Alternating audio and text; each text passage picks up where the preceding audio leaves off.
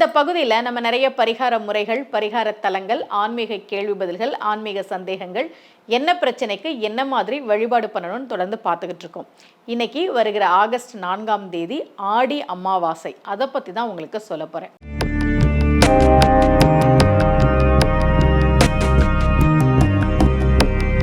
ரகசிய உண்மைகள் சேனலை பார்த்து கொண்டிருக்கும் உங்கள் அனைவருக்கும் சுமதி ஸ்ரீயின் அன்பு வணக்கம். பொதுவாகவே அமாவாசை அப்படின்றது முன்னோர்களை வழிபடுவதற்கான நாள் இல்லையா? அதுலேயும் தை அமாவாசை, ஆடி அமாவாசை, மகாலய அமாவாசை, இந்த 3 அமாவாசை நாட்கள் மிக மிக முக்கியமான நாட்கள். அதில் ஆடி அமாவாசை வருகிற ஆகஸ்ட் 4ஆம் தேதி வருது. தட்சிணாயனம் தொடங்கி வரக்கூடிய முதல் அமாவாசை ஆடி அமாவாசை. இந்த ஆடி அமாவாசைக்கு என்ன சிறப்பு? சூரியன் கடகராசியில் இருக்கிறது தான் ஆடி மாதம் இல்லையா? அந்த கடகம் யாரோட வீடு? சந்திரனுடைய வீடு. சூரியன் சந்திரனோட வீட்டில் இருக்கும்போது சந்திரனும் தன் வீட்டில் இருந்தா, ஏன்னா சூரியனும் சந்திரனும் சேர்ந்தாதான் அமாவாசை இல்லையா? சூரியனும் சந்திரனும் சேர்ந்து சந்திரனுடைய வீட்டில் இருக்கும்போது வரக்கூடிய அந்த ஆடி அமாவாசை அன்றைக்கு நாம் முன்னோர்களை வழிபாடு செய்ய வேண்டும் என்பது நமக்கு இருக்கக்கூடிய மிக முக்கியமான கடமை. நான் என்னுடைய பதிவுகளில் தொடர்ந்து நான் இதை சொல்லிக்கிட்டே இருக்கிறேன். வீட்டில் சுபகாரியமே நடக்கலை, வீட்டில் ரொம்ப கஷ்டமாக இருக்குது, ஏதோ ஒரு கஷ்டம் இருந்துக்கிட்டே இருக்குது, வீட்டில் சுபிட்சமாக யாருமே இல்லை, ஏதோ ஒரு போராட்டமாக இருக்குது, இந்த மாதிரியெல்லாம் பிரச்சனைகள் இருந்ததுன்னா முன்னோர்களை வழிபாடு செய்ய ஆரம்பிக்கிற போது அந்த தோஷம் நீங்கும், அந்த சாபம் நீங்கும் அப்படின்றத என்னோட பதிவுகளில் நான் தொடர்ந்து சொல்லிக்கிட்டே இருக்கேன். ஆடி அமாவாசை அன்றைக்கு நாம் கண்டிப்பாக வீட்டில் முன்னோர்களை நினைத்து வழிபாடு செய்ய வேண்டும். அன்னைக்கு தர்ப்பணம் கொடுக்கணும். திதி கொடுக்கறது வேற, தர்ப்பணம் கொடுக்கறது வேற.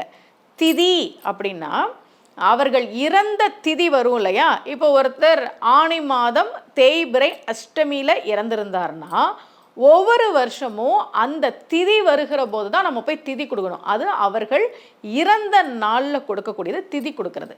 தர்ப்பணம் கொடுக்கறதுன்றது பொதுவாக அமாவாசை அன்னைக்கு நாம் கொடுப்போம் இல்லையா? அதுதான் தர்ப்பணம். தர்ப்பணம் கொடுக்கறதுனா திருப்தி செய்தல் அப்படின்னு பேர்.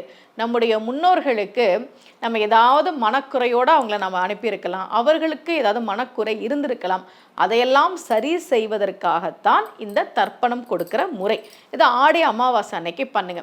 உங்களால் நீர்நிலைகளுக்கு போய் பண்ண முடியணும். ஏன்னா ஆடி அமாவாசை, தை அமாவாசையெல்லாம் பார்த்தீங்கன்னா ராமேஸ்வரம், தேவிப்பட்டினம், திருப்புல்லானி இங்கெல்லாம் ரொம்ப கூட்டமாக இருக்கும். தர்ப்பணம் கொடுக்கறதுக்காகவே அதுவும் 3 கடல்களும் சங்கமிக்கிற கன்னியாகுமரியில் ஆரம்பித்து கடல் எங்கெல்லாம் இருக்கோ அங்கெல்லாம் மக்கள் கூடுவாங்க இல்லையா? உங்களால் முடியும் அப்படின்னா கடற்கரைக்கோ அல்லது ஆற்றங்கரைக்கோ நதிக்கரையிலையோ போய் தர்ப்பணம் கொடுக்கலாம். நாங்கள் வெளிநாட்டில் இருக்கோம், எங்களுக்கு இதுக்கெல்லாம் வாய்ப்பே இல்லையேன்னா வீட்டில் இருந்தபடியே எள்ளும் தண்ணீரும் இறைத்து முன்னோர்களுக்கு நாம் தர்ப்பணம் கொடுக்கலாம். அதுக்கப்புறம் வீட்டில் படையல் போட்டு அவங்களுக்கு சாமி கும்பிட்றது ரொம்ப ரொம்ப முக்கியம். இந்த ஆடி அமாவாசை அன்றைக்கு முன்னோர்களுக்கு தர்ப்பணம் கொடுத்து படையலிட்டு அவர்களை நாம் வழிபாடு செய்கிற போது 3 விதமான தோஷங்கள் நீங்கும் என்று சொல்லப்படுகிறது. அதுக்கு திரிக்ராகி அப்படின்னு பேர். என்னன்னா 3 விதமான தோஷம்: ராகு தோஷம், கேது தோஷம், சனி தோஷம். இது 3 தானே நம்மளை ரொம்ப கஷ்டப்படுத்திட்டு இருக்கேன் இல்லையா? ஜாதகத்தை கையில் எடுத்தோன்னே சுக்கிரன் நல்லா இருக்கணும், குரு நல்லா இருக்கணும். சுக்கிரன் பார்வை, குரு பார்வை இருந்தால் பிரச்சனை இல்லை. சரி, பிரச்சனை கொடுக்கறது யாரு அப்படின்னா ராகு, கேது, சனி, இதெல்லாம் பாவ கிரகங்கள் இல்லையா? இவர்கள் மூலமாக, ஏன்னா சனி அப்படின்றது நம்முடைய கர்ம வினையை குறிக்கக்கூடியது. ராகு, கேது, ராகுன்றது தாத்தா வழி தோஷம், கேதுன்றது பாட்டி வழி தோஷம். அந்த தோஷங்கள் எல்லாம் நீங்கும் என்பது நம்பிக்கை. அந்த தோஷங்கள் எல்லாம் நீங்கும் என்பது நம்பிக்கை. ஆடி அமாவாசை அன்றைக்கு முன்னோர்களுக்கு தர்ப்பணம் கொடுத்து அவர்களை நினைத்து வழிபாடு செய்யுங்கள். நிச்சயமாக வீட்டில் ரொம்ப நாளாக சுபகாரியம் நடக்கலை, வீட்டில் யாருமே சந்தோஷமாக இல்லைன்னா அந்த நிலைமை மாறுவதை நாம் பார்க்க முடியும். இதே போல் மீண்டும் ஒரு பரிகார முறையோடு உங்கள் அனைவரையும் சந்திக்கிறேன். அனைவருக்கும் அன்புடன் சுமதி ஸ்ரீ.